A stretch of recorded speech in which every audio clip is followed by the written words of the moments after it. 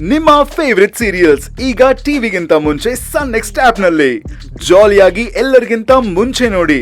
ಈಗಲೇ ಸನ್ next app download ಮಾಡಿ ಮತ್ತು ಸಬ್ಸ್ಕ್ರೈಬ್ ಮಾಡ್ಕೊಳ್ಳಿ.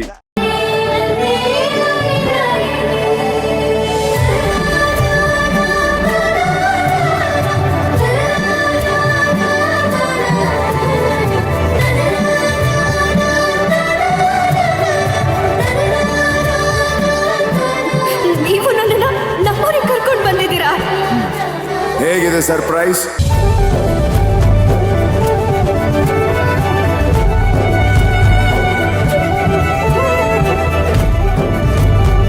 ಈಗ್ಲಾದ್ರೂ ಖುಷಿ ಆಯ್ತಾ? ನಿಜವಾಗ್ಲೂ ತುಂಬಾನೇ ಖುಷಿ ಆಗ್ತಾ ಇದೆ. ಎಷ್ಟೋ ವರ್ಷಗಳು ಅಲ್ಲ ಎಷ್ಟೋ ಜನ್ಮಗಳಾದ್ಮೇಲೆ ನನ್ನೂರ್ಗೆ ನಾನು ಕಾಲಿಡ್ತಾ ಇದ್ದೀನಿ ಅಂತ ಅನಿಸ್ತಾ ಇದೆ. ರೀ, ನಮ್ಮ ಮದುವೆ ಆಗಿ ಇನ್ನು 2 ತಿಂಗಳಾಗಿರೋದು ಅಷ್ಟೇ. ಎಷ್ಟೋ ಜನ್ಮ ಎಷ್ಟೋ ವರ್ಷ ಅಂತೆಲ್ಲ ಹೇಳ್ತಿದ್ದೀರಲ್ಲ. ಹೋಗ್ಲಿ, ಇಲ್ಲಿಂದ ನಿಮ್ ಮನೆಗೆ ಇನ್ನು ಎಷ್ಟು ದೂರ? ಕರ್ಕೊಂಡ್ ಬಂದಿರೋ ನಿಮಗ್ ಗೊತ್ತಿಲ್ವಾ? ಅಲ್ಲ, ಅದೇನು ಅಂದ್ರೆ ಮೊದಲನೇ ಸಲ ಬಂದಾಗ ಹೋಗಿ ಕಲ್ಯಾಣಿಲ್ ಮುಳುಗ್ಬಿಟ್ಟೆ. 2ನೇ ಸಲ ಕಾರಲ್ಲೇ ಮಲ್ಕೊಂಡ್ಬಿಟ್ಟಿದೆ, ಸೊ ಮರ್ತೋಗ್ಬಿಟ್ಟಿದೆ ಕಣ್ರಿ. ನಿಜ ಹೇಳ್ಬೇಕು ಅಂದ್ರೆ ನಾನು ಈ ಊರಿನ ಗಡಿ ದಾಟಿ ಆಚೆ ಬಂದವಳೆ ಅಲ್ಲ. ಈ ಊರಿನೊಳಗೆ ನನ್ ಬದುಕೆಲ್ಲ. ಆದ್ರೆ ನಿಮ್ ಮದ್ವೆಗೋಸ್ಕರನೇ ನಾನು ಆಚೆ ಬಂದಿದ್ದು. ರೀ, ನಿಮ್ ಮದ್ವೆ ಅಂತ ಹೇಳ್ತಿದ್ದೀರಲ್ರಿ, ನಮ್ಮ ಮದ್ವೆ ಅಂತ ಹೇಳ್ರಿ. ಹಾಗೆಲ್ಲ ಹೇಳೋದಕ್ಕೆ ಸಾಧ್ಯನೇ ಇಲ್ಲ. ನಾನ್ ಬಂದಿದ್ದು ನಿಮ್ ಮದ್ವೆಗೋಸ್ಕರ. ಆದ್ರೆ ನೀವು ಅದನ್ನ ನಮ್ ಮದ್ವೆ ಅನ್ನೋ ತರ ಬದಲಾಯಿಸ್ಬಿಟ್ರಿ.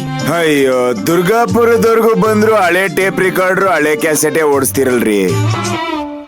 ಮತ್ತೆ ನಿಮ್ ಊರಿಗೆ ಬಂದು ಹೇಗನ್ನಿಸ್ತಿದೆ? ಅದನ್ನ ಮಾತಲ್ಲೆಲ್ಲ ಹೇಳೋಕ್ ಆಗಲ್ಲ ಚಿಕ್ಕ ಯಜಮಾನ್ರೆ. ನಾವು ಹುಟ್ಟಿದ ಊರ್ಗೆ, ನಮ್ ಮನೆಗೆ ಬರೋ ಖುಷಿ ಬೇರೆ ಯಾವ್ದ್ರಲ್ಲೂ ಸಿಗೋದಿಲ್ಲ. ಕರೆಕ್ಟ್ ಆಗಿ ಹೇಳಿದ್ರಿ ನೋಡಿ.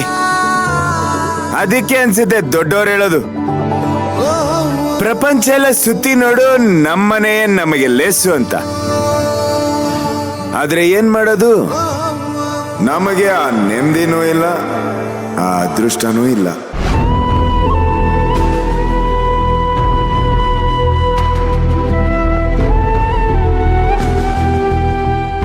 ಅದೃಷ್ಟ ಇಲ್ಲ ಅಂತ ನೀವ್ ಅನ್ಕೊಳ್ತಾ ಇದ್ದೀರಾ ಚಿಕ್ಕ ಯಜಮಾನ್ರೆ.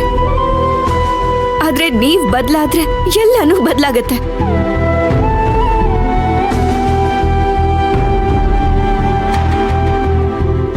ಅಯ್ಯೋ ಸಿಂಗಾರಿ, ಸದ್ಯಕ್ಕೆ ನನಗೆ ಬದಲಾಗೋ ಆಸೆ ಇಲ್ಲ. ನಾನು ಹೇಗಿದ್ದೀನೋ ಹಾಗೆ ಖುಷಿಯಾಗಿದ್ದೀನಿ.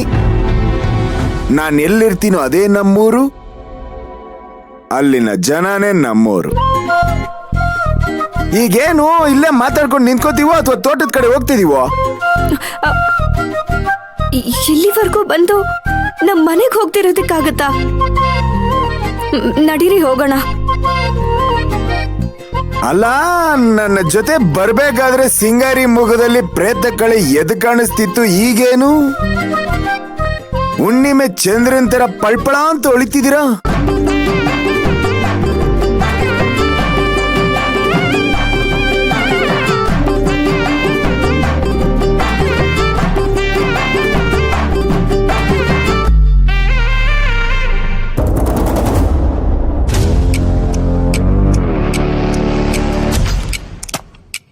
ಮಾಮ್, ನೀನ್ ಹೇಳ್ತಾ ಇದ್ರೆ ನನ್ ಟೆನ್ಷನ್ ಆಗ್ತಿದೆ.